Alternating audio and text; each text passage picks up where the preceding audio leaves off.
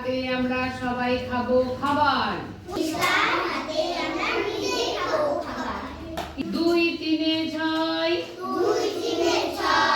তাহলে থাকবে না রোগ জীবাণুর ভয়।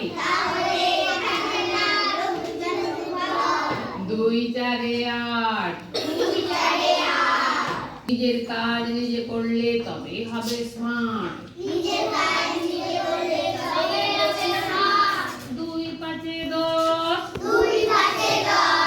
সব কাজই তোমার কাছে হয়ে যাবে বশ। দুই ছয় বারো, লেখাপড়ার সাথে সাথে ঘরের কাজও করো। কি ঘরের কাজ করবে? রান্না? তবে বাজার যাবে? মাঠে চাষ করতে যাবে? তাহলে কি করতে হবে?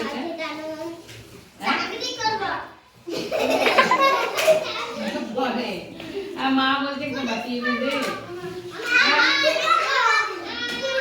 বাবা বলছে এক গ্লাস জল দে, একটু জল দিয়ে দিল।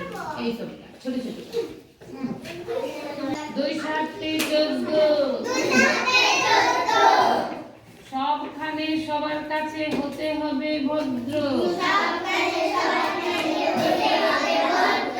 সবখানেতে মানে সব জায়গাতেই, কেউ যেন অভদ্র না বলে। সবখানেতে সবার কাছে হতে হবে ভদ্র। দুই আটকে 16, ছোট থেকে শিখতে হবে এই নিয়মগুলো।